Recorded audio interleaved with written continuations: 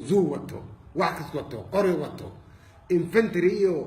ورالدي وعكس لنا أي لقب سدينه دقاق ميل الجوجا باجزيقع ميل كستا قبسدين سبب من قرنين ودبات تجرين هيك من قصة أسرار أنك وجوهنا واحد كل سبب كانوا داعي عن قرنين وأنا لقب سدين عاد ما دحتوي كرفتو والو ويراري والو حريري مدحين من السوينيا مقرنين تاسا كل إنان كل محقرها أن قد بيان توني شعب كينا وقعدوا بس شعب كينا وقعدان ساعدنا كل واحد السوق اللي يفكرني تاسا قاعدين سوجي ديني waxaan ku sugannahay xaalad adag oo loo baahan yahay shacabka iyagu inuu maanta dadnimadiisa cadeeyo Itoobiya maanta waa qowmiyado inay qowmiyadi caawayna qabsato iyadoo awalba tulli soo maraysay waa ayaan daro iyo dhimasho ummadda Soomaalida ee dawlad deegaanka Soomaalida Itoobiya gaar ahaan Jigjiga waxaan leeyahay xoogga militariga soo galay xoog naga saara istifaac baan u baahanahay ka kacaan idin leeyahay ka kaca بسم الله الرحمن الرحيم waxaan ku sugannahay magaalada Jigjiga gaar ahaan xarunta xisbiga dimuqraadiga shacabka Soomaalida Itoobiya annaga oo nabad qabna oo seexanay ayaa saaka waxaan ku waabarisanay ciidamo aad u tiro badan oo gaashaaman oo lagu soo shubay magaalada Jigjiga guud ahaan xarumaha dawladda madaxtooyada xarunta xisbiga iyo dhammaanba goobaha mataqaanaa shacabka ay ka adeegtaan intaba waxaa dhibaatooyin iyo hagadaamooyin aad fara badan ay ku hayaan waa shacabka madaxweynihii iyo mas'uuliyiintii ugu sarreeyay deegaanka hadda xaalad ay ku sugan yihiin ma garanayno waxa weeyaan madaxtooyadii waxaa isku weeray ciidan aad u tiro badan xaaladda in ay dileen inay mataqaanaa afduubeen iyo waxay hadda xilliga madaxweynihii ku sugan yihiin ma ogin taasina waxa ay mataqaanaa jabinaysaa nidaamkii federalismka constitutionkii waddanka u yaallay shuruucdii dalka u taallay waxaana samaynaya waa dowladda federaalka ugu horreeya ra'iisul wasaaraha waddanka marka waxaan leenahay dadka shacabka ee Soomaalida Itoobiya waa qoomiyado waxaan nahay qoomiyada Soomaalida dawladda deegaanka Soomaalida Itoobiya ha loo istaago midnimadeena ha loo istaago mataqaanaa isku duubnideena ha loo istaago sidii loo difaacan lahaa waddankeena iyo sharafteena iyo karaamadeenna cid kastoo inagu soo cadgudbaysana maanta waxaan haysanaa chance in laynoo adoonsado maaha sidii awal laynoo adoonsanayay in laynoo dhibaateeyo sidii awal laynoo dhibaateynayay ma aha haddaan qadiyadeena iyo sharafteena maanta difaaci weynana inaan dayuusiin doofaaro aan noqonayno ayaaga kacad marka waxaan u baaqayaa dhammaan dadka Soomaalida ee dibadda daafeeda joogana in arrintan la socdaan in laga dhiidiyo in cid kasta mataqaanaa dareenka wadaniga ay muujiso isla markaasna si degdeg ah hawsha wax looga qabto wabillahi tawfiiq bismillaahir rahmaanir rahiim xarunta deegaanka Soomaalida Itoobiya xarunta xisbiga saaka deegaanka Soomaalida Itoobiya aroortii waxaan ku waabarisanay iyadoo kaare iyo beebe iyo ciidan xoog badan ku wareegsan yahay ciidanka wax loogu wareejiyay wax loo keenana ma garanayno kor baana laga qabsaday dawlad deegaanka Soomaalida Itoobiya dawlad deegaan buu ahaa Soomaalida Itoobiya dalka Itoobiyana wuxuu ku dhisnaa federalismka dalka Itoobiya uu ku dhisnaa qoomiyad dalka Itoobiya kamid ayaanu nahay federaalkuna wuu noo dhaxeeyay marka maadaama dastuurka dalka Itoobiya ay dawlad deegaanka Soomaalida Itoobiya ay ku dhisnay dastuurka Itoobiya waa la jabiyay in la jabiyayna waanu arkaynay anagu waayeen oo dhan laakiin waxaanu isleeyahay ninkoo dawlad deegaanka Soomaalida Itoobiya dastuurka ininku aad asaxiseen ha u horjabinina qoomiyad baan ugu soo duushay ra'iisul wasaarihii dalka Abiy qoomiyad buu noqday lama nagu soo duulay meel walba ciidankii Oromo iyo ciidankii federaalka ayaa dawlad deegaanka Soomaalida Itoobiya maanta haysta madaxweynihiina meel ku sugan yahay war uma hayno shacabkiina meel walba wuu kacay shacabku waa la leynayaa marka Soomaaliya ay dunida daafaheeda meel kasta joogtaan maanta waxay maraysaa qadiyad maanta haday inagoo Soomaali ah ay Oromo ina qabsato wax qadiyada iyo wax sharaf oo inoo haray ma jiro madaxweynaheena dawlad deegaanka Soomaalida Itoobiya maanta meel ku sugan yahay cid war u haysa ma jirto waxaa laga xun yahay shidaalka inoo soo baxay baa laga xun yahay waxaa laga xun yahay horumarka aynu gaadhnay baa laga xun yahay waxaa laga xun yahay dadkeena wax bartay baa laga xun yahay waxaa laga xun yahay qaabkaan isku maamulayna laga xun yahay nin kasta oo Soomaali ah oo wax qabayo waxaad qabtay dib intaad u dhigato waa inaad maanta dhiigu ku kaco oo dawlad deegaanka Soomaalida Itoobiya wada artay la qabsaday milyan xataa ku haysto waa inaad milyan xar aad ku hadashaan oo in la qabsaday ogaataan wixii inta ka dambeeyana saacad دقيقة wixii soo kordha ayaan la socodsiinayna aad bay u mahadsan yihiin saaxiibaday sida ay sheegeen waxa weeye saaka oo ah maalin sabti ah waxa weeye mataqaan waxaan ku sugannahay xarunta dhexe ee xisbiga dimuqraadiga shacabka soomaalida ee Itoobiya waxaanu halkan u fadhinaa mas'uuliyiintii deegaanka golihii dhexe soomaalida dhammaan goobihii muhiimka ahaa ciidamo waxa weeye mataqaanaa dowladda deegaanka soomaalida ee Itoobiya deegaanka min mooyaane ilaa iyo dawanle xuduudda waxa weeye mataqaanaa ku hareeraysan sugayay buu ahaa waxa weeye mataqaanaa annagu isma aanaan lahayn cadow dalka ayaa tihiin waxa weeye erayo fara badan oo waxa weeye mataqaanaa kicinaya shacabkanaga oo second citizen laga dhigayo ayaa waayaha ra'iisul wasaaraha dalka afkiisa uu ka sheegayay waxaa ka mid ahaa waxa weeye hadal uu sheegay oo uu soo geliyay eray ah Soomaaliya Ethiopia which means Soomaalida iyo Ethiopia waxa weeye mataqaanaa annagu ah dowladda deegaanka Soomaalida iyo Ethiopia waxa weeye mataqaanaa waxa maaragtay waxa weeye mataqaanaa kale oo waxa weeye mataqaanaa uu ka hadlay toddobaadkan gudihiisa arrimo ku saabsan natural resources-ka deegaanka shidaalka oo uu yiri 5 daqiiq waxa weeye 5% ayay ku yeelanayaan dadka laga helay which is wrong taas ayay shacabkanagi ka kaceen taas ayaa social media ku jirtay toddobaadkan isagoo taa maxaan ku raday waxa weeye mataqaanaa sabab ka dhiganaya ayuu waxa weeye saaka waxa weeye mataqaanaa sidee 5% looga hadlayaa iyo shacabkii ku leenaya xabaday hadda ridayaan baa leeyahay inay dad dhinteen inay waxa weeye dhaawacmeen waan idin soo sheegi doonaa laakiin annagu sharcigii baan wali taaganahay higgi mingistigii baan taaganahay waxa weeye hal talaabo oo sharciga jibinaysana inaanu ku dhaqaaqno waxaa naga hor istaagay madaxweynaha nagi iyo mas'uuliyiinta nadi waxa weeye marka ilaa hadda sharcigan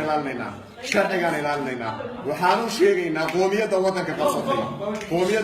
qabsatay inay waxa weeye sharciga ilaaliso waxa weeye dal wakiil kama noqon karaan waxa weeye si qoomiyadeed bay noola dagaalamayaan intayna waddanka qabsanin iyaga waanu islaynay waanu isku dhacnay waxaan islahayn laakiin markay waddanka qabsadaan waxa weeye dhibaatadii jirtay way xalinayaan dagaal ciidan ayaa ku socday qoomiyadda Soomaalida 5 bilood ee ugu dambeysay kumanaan ayaa mooyaane ku dhimatay kumanaan ayaa tulli ku dhimatay kumanaan ayaa baabili ku dhimatay ilaa hadda shacabkanaga annaga waxay nagu dhaliinayeen ciidan baa dagaalamaya maxaa u dagaalami laadihiin ciidan baa dagaalamaya maxaa u dagaalami laadihiin waxa weeye ilaa hadda madaxweynaha annaga baa naga hortaagnaa haddana waxaan ka codsanaynaa waxa weeye mataqaanaa in la fasaxo waxa weeye mataqaanaa ciidanka deegaanka iyo shacabka deegaanka oo waxa weeye la iska celiyo cadowga qabiilka ee nagu soo duulay waxaan rabnaa maanta laga bilaabo inaan u helino shacabkanaga la gumaadayay waxa weeye uma dulqaadan karra cadow shisheeyaan iska ilaalinaynay cadow qabiil baa maxaa nagu soo duulay dhammaan ciidanka maanta jigjiga la wareegayna waa oromo waa qoomiyad ma aha ciidankii federaalka waxa weeye ciidankii federaalka ee kumana arrintaa way ka soo hor istaageen saanu xogta ku hayno waa ciidan qoomiyadeed weeye marka waxa weeye shacabka waxaan leenahay dee difaacda waddankiina difaacda horumarka difaacda maamulkiina taageera waxa weeye kuwa waxa weeye Soomaali isku sheega ee waxa weeye mataqaanaa dadka waxa sameynaya la soo safarayana war shay oo yuuban leenahay isku xishooda isqanjeeliya dhiig iska baana waxa weeye hawsha halka way ka weyn tahay saaka halka way ka weyn tahay maxaa kula deegaankiina difaacda heego deegaankeeda ha difaacato intaas ku soo doonay ugu horeyn waxaan halkan ka salaamayaa shacabka deegaanka Soomaalida Itoobiya meel kasta uu joogo dal iyo dibadda saaka waxaan ku soonahay xarunta dhexe ee xisbiga dimuqraadiga shacabka Soomaalida Itoobiya waxaan ugu dhannahay dhammaan mas'uuliyiinta deegaanka oo maxaan ku ugu horeeya afayeenka baarlamaanka dowladda deegaanka Soomaalida Itoobiya Maxamed Rashiid Isaaq iyo madaxa xarunta dhexe iyo dhammaan kabanay waxaan halkan ka cadeynaynaa ma saaka aroortii inuu deegaanka Soomaalida ku waabaristay ciidan mataqaana wata amarka ra'iisul wasaaraha kaasoo maxaan ku uu saldhigiisu yahay inuu qabsado deegaanka Soomaalida Itoobiya sida awalba ay ku taamayeen ee himiladoodu ahayd in mataqaana kaliya waddanka Itoobiya uu noqdo Oromo dhawaanto maxaa waxaan xasuusanaa dagaal adag oo mataqaana labada shacab dhexdooda ka dhacay oo ay xaqooda iyagu ciidanka iyo Oromadu waday in mataqaana dhibaatadii ka dhacday inay difanji wada waxaan wadnaa madaxweynaha Cabdi Maxamed Cumar sababta lagu haysto ee loo raadinayo inay tahay dhulkiisa uu difaacay shacabkiisa uu difaacay ee uu horumariyay iyo dastuurka dalka uu ilaaliyay inay tahay nugnaa waxaan u sheegaynaa cid walba ay khusayso inaan ahayn dad la muqoonin karo nalama muqoonin karo kaliya dastuur baa lagu wada joogi karaa maxaan ku rahay hal mar hal daqiiqo inta aanu nool lahayn dadkooda dalkooda iyo maxaan ku rahay diintooda waxaana lagu qasbayaa inaan oromowno waxaana lagu qasbayaa abaagadeeygu inuu noo taliyo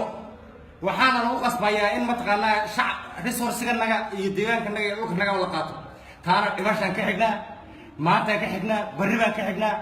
cidda aaminsanayna maquunin karto maxaan ku rahay abi waxaan leehay abiow adig iyo lama iyo maxaan ku rahay qeero iyo orag qeero inay yihiin inay orag yihiin oragtii xuduudda ka soo gashay inay yihiin inay jawharka amar qaadanayaan baan ognahay shacabkiiyo dhallinyarta waxaan u sheegaynaa iska celiya meeshaad ku oragtaan bar dhagax tuura xabadtii haysta xabad iska celiyaan idin leenahay madaxweynihii meelu ku sugan yahay ma ogin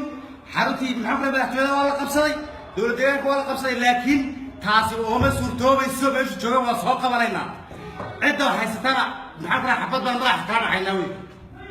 بسم الله الرحمن الرحيم waxaan ku suganahay xarunta xisbiga dimuqraadiga Soomaaliya Itoobiya waxa weeyaan waxaan ku suganahay ku fadhinaa muxuu ahaayay hogaamintii deegaanka intii badnayd waxa weeyaan saaka markuu waagu bariyay 12 subaxnimo waxay shacabka anagu iyo ardaydii iyo shaqooyinka caadiga waxoo labato lagu waabaristay ciidamo federaala oo waliba aan xaqiijinay inay Oromo kaliya yihiin oo ciidamada nadiifta ah ee Itoobiya aysan ahayn ayagoo oo dantay ka duuliyaan ay tahay nidaamka anaga inay burburiyaan in ay Soomaalida Oromo ay u bedelaan haddii ay Oromo u bedelaanna ay macnaha doonayaan inay khayraadka anaga iyo dalka anaga iyo dahabka anaga iyo shidaalka anaga inay qaataan taa marka waxaan leenahay cid walbana u sheegaynaa ma suurtagelayso mana yeelayno dhibaatooyinka ugu waaweyn saakan waxaa ka mid ah in dhammaan xarumihii dowladda iyo muxuu ahaay hoolashii iyo madaxtooyadii zoo iyo ciidan lagu wareejiyey isla markaana ilaa hadda al'aankan madaxtooyadii iyo madaxweynihii meel ay ku sugan yihiin aan la garanaynin waa arrin la yaab leh federaalkana waana uu noo dhexeeyey dastuurkana waan aaminsanayn laakiin waxay rabaan dastuurka inaan jabinno inaan ka dhaqaajinno oon annaga go-aanka annaga qaadano ayay doonayaan waxaana reebayna nagu qasbayaan cid walbana waxaan u sheegaynaa bulshadeenada iyo shacabkaanaga hadday dal tahay hadday dibad tahay inay iska celiyaan mana yeelayno oromana ma noqonayno nidaamkana ma qaadanayno ciddii wax ka basan nidaamka la timaadana madaxa ka jarayna waa leeyahay aad u mahadsantihiin bismillah waxaan ku suganahay xarunta xisbiga dimuqraadiga shacabka Soomaalida Itoobiya say hore saaxiibada ugu shanqariyeen waxaa ka dhacday saakii waa baridii lagu waabiristay ciidan dabaabado wata qoryo wata sugug wata oo ka soo galay meel ay ka socdaan meel ay socdaan la garanayna laakiin isaan leenahay waxa soo diray waxa way abi amarka soo bixiyay lama magarsa amarka soo bixiyay joohar amarka soo bixiyay onaga dhow wadanka qabsatay saaka xaadirkan jijiga waxa wadanka qabsaday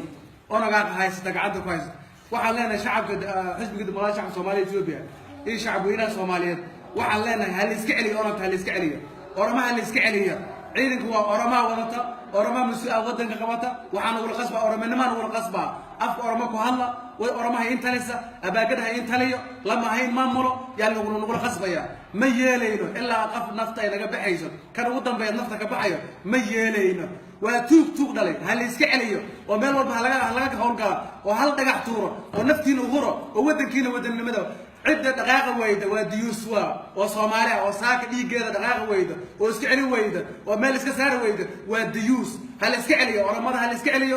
وحوي اسكتوبنا وحوي والبا يكوي ماذا فرانا هني من نمدنا وحوي من نمد صوماليا لقى شقية ودن نمدها لقى شقية ديجينا وحوي هالوهر نف مال هالوهر هل اسكعلي ولا مرة ما الله ما يسكارك كان هل اسكعلي مال ساعات هل اسكسار waxaan leenahay wax wadanka ma weeraraya waa onaga weeraraysa onagana qabsatay oromana qabsatay abaagadana qabsaday ma yeelayno nafta wax way lagu reeyna aad iyo aad ma sandeed dimuqraadiga shacabka Soomaaliya Itoobiya saaka aroortii waxaan ku waabarisanay in afgamin lagu qabsado kilkanay si cad baa afgamin lagu qabsaday constitutionka wax ka baxsan ma lagu sameeyay sabab male xukuumadana iyo xisbigan iyo nooyeen baa afgamin lagu qabsaday madaxweynaha iyo xaradiisii baa la weeraray ilaa haddana wuxuu ku sugayna warkay Ethiopia federalism baa ahayd laakiin si cad baa naga loo qabsaday si cad sharciga lagu tuntay abiy baa ku tuntay lama ku tuntay si cad baa loo qabsaday oo ka madax banaan constitutionka Ethiopia lagu hagay ka madax banaan waxaa la qabsaday waxaana soo weeraray oo cad dagaalkiina dhex maray Oromia ee dadka naga lagu leenahay ilaa hadda maanta khayraadkan lahayn la rabo in la qaato shacabkanagii oo maalin kasta la laynayo waxaana loogu daray maanta in dhammaan awooddii xukuumadda la qabsado waa wax cad weeyaan maanta jijigan dhammaan meel kastoo taagto oraal baa taagan meel kastoo taagtan oonaag baa wadata xaruntii madaxtooyada la weeraray wuxuu madaxweynaha ku sugaya warkamayno shacabka deegaanka waxaan leeyahay waxaa weeyaan in badan baan aamusnayn oonu islahayn dowladdan hadday mar timid isbeddelkan la jaan qaada waxyaabaha mataqaanaa khilaafkeeda dhex mara idinkii oranaya hala xaliyo laakiin in madaxweynahanagii la dil loo hanjabo waa lagu dili la dhaho mar kasta isla markaana maanta la soo weeraro iyay noqotay waxaan leeyahay iska halgama la dagaalama marna hoos fadhiisan mayno oromo wallanaan hoos fadhiisanin shacabkana waxaan leeyahay meel kasta oo joogtaanba dhiidhiya ka halgama oo mataqaanaayay iska saara mana ogolanayno in la baabiyo constitutionkan sharci baanu leenahay xaq baanu leenahay deegaan baan nahay dowlad baan nahay baarlamaan baan leenahay xukuumad jirtaan nahay sharcin annagana faragelin karana ma jiro constitutionna faragelin mataqaanaa wax awooda lagu faragelin karana ma jirto madaxweynahanagii laakiin maanta iyo xukuumaddanadiiba in afgembi cad lagu sameeya waa cad sidaas darteed shacabkeenna waxaan leeyahay mar kasta in ay dagaal ay la galaan oo ay iska celiyaan cid kasta oo duulimaad ku ah sistamkooda cid kastoo qeero arisaba minnesota markuu joogo wuxuu ku hadlayay walaalkay arisaba dhexda ku hadlayay walaalkay mar kastana wuxuu ku hameeyey inuu deegaanka soomaalida oo nabad maanta ahaana deegaanka ugu nabad badan deegaanada Itoobiya oo ayna wax dhibi ka jirin caasimadeedii iyo deegaanadeedii oo nabada horumarkii oo saxawle u socda nabadii oo saxawle u socota shaqaalihii xafiisyadii dowladda saxawle u socda maanta in lagu waabariisto xerag kasta oo ciidan xafiis kasta in loo dhiga gaari xeradii mataqaana nafteeda loo dhigo anagii mas-uuliyiinta hadda laftigeeda hadda meel aan mataqaanaa aanu meel isku soo ordhay wayaan xaaladnada sidaas darteed shacabkanaga waxaan leeyahay in badan baadna aamusnaydoo lahaydeen maxay u aamusan yihiin oodna daliilayseen oodna lahaydeen nimankan dagaalkana lagu hayee cad ee dadkanaga la leynayo maxaad u aamusantihin laakiin annagiiba maanta lagu daray annagiiba lagu daray oona la soo weeraray oo aan lagu haystaa on maxaad wax mataqaana marka taas in shacabkanagu uu ka halgamo yaa soo jeeda laad maasantihin بسم الله الرحمن الرحيم ساكن مركو واو بريسay oromo iyo onag oo iswaata tijiga soo galay adiyana soo diray constitutionka iyo sharciga iyo dastuurka leeyahay ee dalka oo uu burburiyay si la hadlayna waan iska celinayna kana gaban mayno qof yar iyo qof weyn iyo dumar rag iyo haweenba dhammaan shacabka deegaanka Soomaaliya Itoobiya rag mucaarad iyo maxaasibba saaka waa inaynu oromo iska celinaa aan ka saarno qoomiyad lamidana nahay dalka waa dalkeeni waa deegaankeeni ilaa awaash baynu nahay انت درتي سيده درادي اورما iyo Soomaali waa la siqanay maanta macal arisada gudeeda waa inaan qabsano waan qabsan karnaa uraladan ay halka keenan iyo suuqyadana waan ka saaraynaa dhalinyarada hadda dhagax kaga saartay dhagaxaan inta kaga saarno waan ku difaacanayna oromana ma doonayno namana qabsan karto luuqadeena nama khasbi karto shidaalkana ma qaadan karto khayraadkana ma qaadan karto annaga u nool annaga u joogno annaga u dhimanayna sida darteed dhammaan shacabka xaafadaha jooga iyo kuwa degmooyinka jooga iyo kuwa tuulo jooga dhammaantiinba iyo dhammaan caalamka dhan adduun weynaha waxaan ka codsanaynaa in si toos u soo galo dhammaan in la yiraahdo maanta Soomaaliya Itoobiya annaga Soomaali waan ahaynde haddii Soomaaliya la raacin oo walaaladana mana diidan ayagana nala difaaci jiray shalay maanta nala difaacaya isagana filin ilaa mooyaane ya ilaa maxaan ku dhahay waxa inta u dhaxaysa ya ilaa iyo booq iyo galaadi ilaa oo u sheegayna in oromana soo weerartay abiya waa oromo lamu waa oromo ciidan kale oromo haysta u ka wada qaado tigreega oo joogay iyo maxaan ku dhahay qoomiyada kale oromo huwan caalamka federaal